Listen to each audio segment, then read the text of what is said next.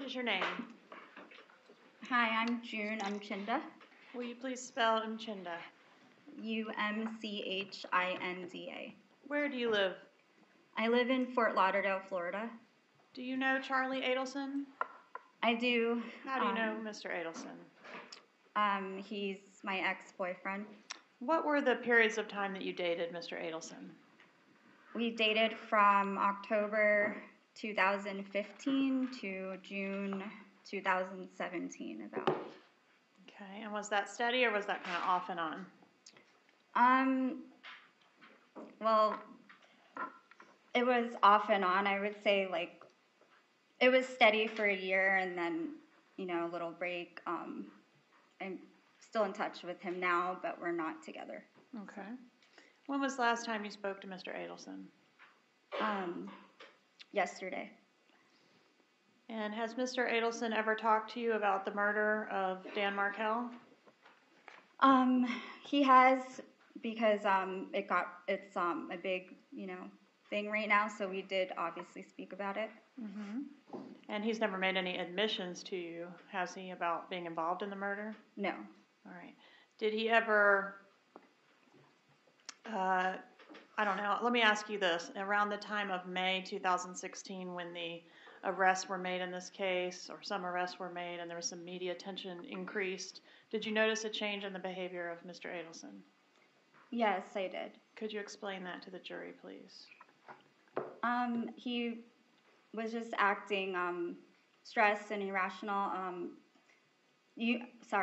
Were you talking about when the media broadcasted everything or beforehand when people were were arrested? Why don't we start with when people were arrested? Did you notice a change in his behavior at that time? Yes. Okay, tell us about that. Well, obviously they were tracing things back to him, so he was nervous and worried and just not himself. Okay. And was he doing things like sleeping with a gun? He did, but he usually does that. So. Oh, he did that anyway? Yeah. Okay. And so you just noticed that his demeanor had changed. He seemed to be more stressed out. There was something about him, and he wouldn't really tell me. So, yes, he was stressed out. So he wouldn't tell you really what the problem was? No. Okay. Would you routinely sleep over at his place during the time that you were a couple? I slept there every night, yeah. And where was he living at that time? Will Harbor Lane, where he lives now. All right. And what does Mr. Adelson do for a living? He's a periodontist. Did you ever observe him engaging in any type of gang-related activities? No. Did you ever see him interacting with or associating with any known gang members? No.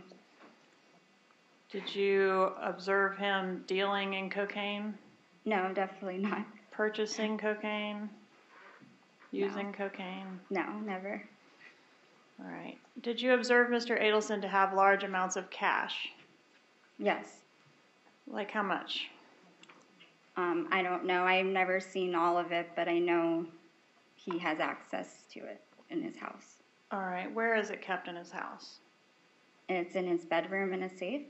All right. Is it like a small safe or one that's like the size of a refrigerator? Like a refrigerator. And is there anything unusual about the way Mr. Adelson packages his cash? No, I've never seen it physically. Like, I don't look in his safe. Mm-hmm. So I've seen him take money out of it. Okay, so you didn't. Do you recall giving a statement back on July 24th, 2018 to law enforcement? Yes, and I wanted to say at that time, obviously, he just had a baby with someone else, and that's the primary reason we broke up. So when I gave that interview, the baby was 6 months old, and Bree moved into the house, and they got a dog, and I thought I would never speak to him again. So I was obviously, hurt and angry. Okay. So were you lying to law enforcement back in July 24th, 2018 because of your anger? Okay, so I want to ask you specifically in that interview, did you talk about observing large amounts of cash lying around the house when you were dating Charlie Adelson? Yes. Okay, and did you talk about a particular way that the money was separated or packaged? I did mention that there was a staple on one of them, so I kind of like joked to him about it. In fact, you said that the money was stapled into stacks of $100 bills, didn't you? They were hundreds, yes, and Okay. I don't know if they were stacks, but there was a staple on it. You didn't say that there were multiple stacks of $100 bills that were stapled? Not that I saw, no. Okay. And did you know how much, I guess if you didn't see any stacks, you don't know how much money was in the stacks? Right. Okay. Did you see him actually stapling the money? No. Right. Did you know where the cash came from? No. Okay. Did Mr. Adelson give you a lot of gifts during the time that you were dating? No. What about after you were dating? Did you get any gifts after you broke up? I mean, I got usual birthday gifts and such, like Christmas, but not anything out of the ordinary. Okay. Did he buy you any cars? No. Did he pay for any trips for you to go on your own without him? No, he helped me visit my sister for her wedding in Seattle. Okay. And was that during the time you were dating or after you broke up? During. Okay. What about Catherine Magbanua? Do you know who she is? I've seen her once. I have never physically met her, so no. Where did you see her? Well, we met briefly. I would say see or met. She worked at Jerry's, the dermatologist's front desk. So when I walked in, I was a patient of Jerry's, and briefly, she greeted me. All right, and what dermatologist was that she worked for? Broward Dermatology. All right, and the person you referred to as Jerry, that's Dr. Obed? Yes. And that was somebody who was close with Mr. Adelson? Yes. All right, and were they roommates at some point? Yes. Okay. So Ms. Magbanua was working at the dermatology office. Do you know the time frame that you observed her working there? No, I saw her for a second, so I don't even know if she recalls. Okay. And did you notice an increase in Mr. Adelson's contact with Ms. Magbanua after the media attention started in reference to this case? No. Do you remember giving that statement back on July 24th, 2016 to law enforcement? I remember something was brought up about Catherine's car needed to be fixed, so that was brought up, and I mentioned it to him, just asking about it. Okay, and did you tell law enforcement that Charlie started talking to Catherine a lot more after the media attention started? I noticed he met with her like twice, I would say. Okay. So. Did you ever know? Maybe about 2 times.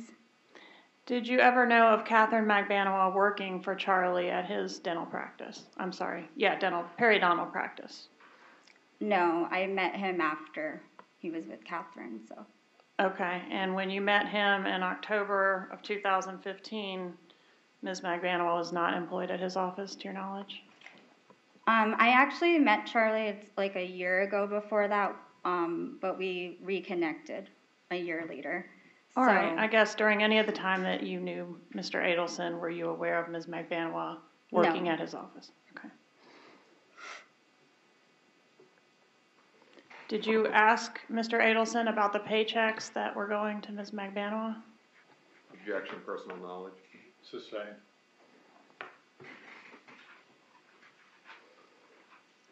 Did Mr. Adelson ever express to you interest in purchasing a BMW for Ms. Magbanua?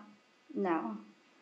Did you tell law enforcement back on July 24th, 2016 that Charlie wanted to get her a BMW before the case, but said he couldn't do it because the cops were watching his spending? Objection, misleading the jury.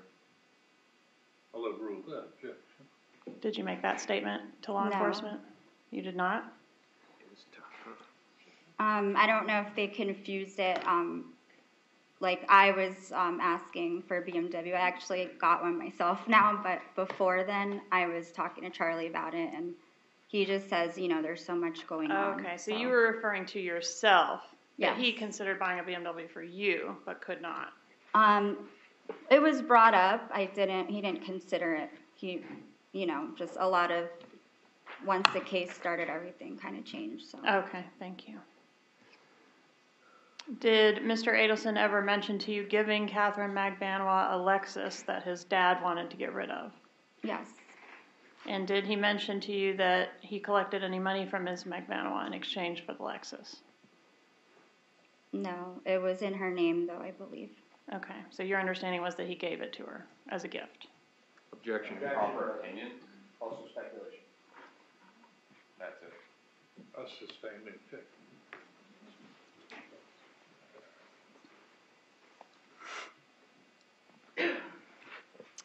Would it refresh your recollection in reference to your prior statements regarding the money that you saw around Mr. Adelson's residence to see a transcript of your interview? No. Objection and proper refresh. Adjourn. All right. One moment, please, Your Honor.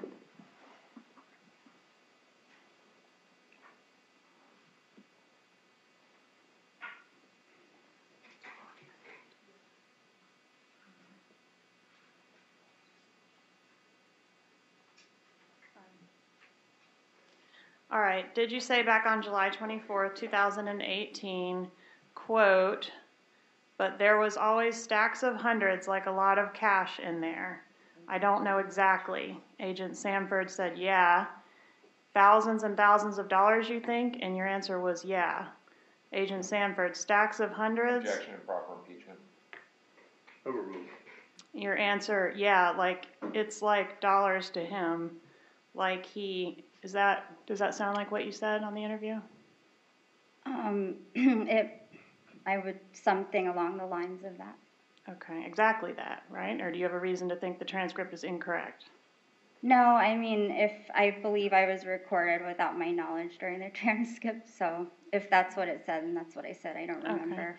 And did you also say on that occasion when you were interviewed by law enforcement, so I was always like, who staples money and stuff? Like, use a paper clip or something.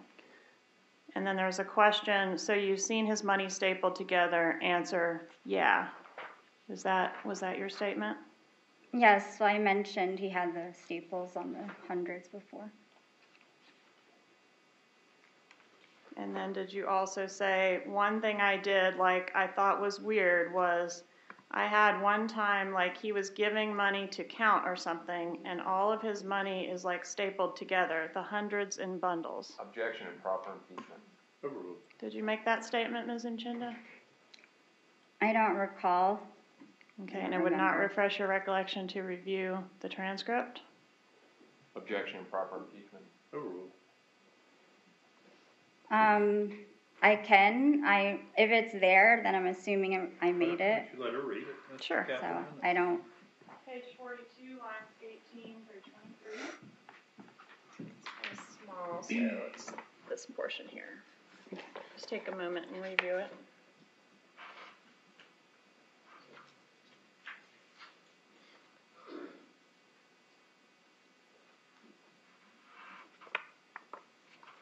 Does it refresh your memory at all? Yes, we did talk about the stapled money, so Okay, so you did make that statement. yes. Okay. One moment, please, Your Honor. You bet.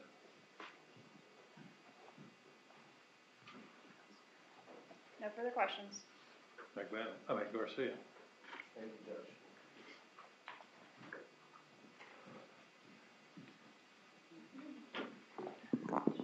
Good morning. Good morning. I represent Mr. Garcia, and I'm going to ask you some questions with regards to your involvement in this case, okay? Okay.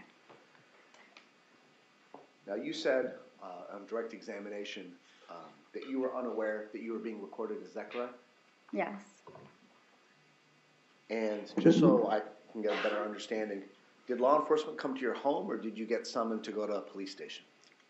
They've came to my home multiple times, like banging on my door, and throughout the year, they came to my homes, attempted about like 2 or 3 times until I finally got a hold of someone to get the subpoena back then. So the date in question, what is the date of it? July 24th. 2018? Yes, sir. So the government's been referring to a transcript of an interview that you were involved in on July 24th, 2018, correct? Yes. And this interview, did it take place at a police station, at your home? It was in my condo lobby at my home. When you were involved in the interaction with law enforcement, was there a stenographer there taking notes? Not that I can recall. There were two officers. And I'm asking this because it was your direct testimony that you said that you didn't know you were being recorded. So I would assume they didn't advise you that we're recording this statement? Right. Did they give you an opportunity to review the transcript to see if there's any problems with it? I didn't even know they took what I said and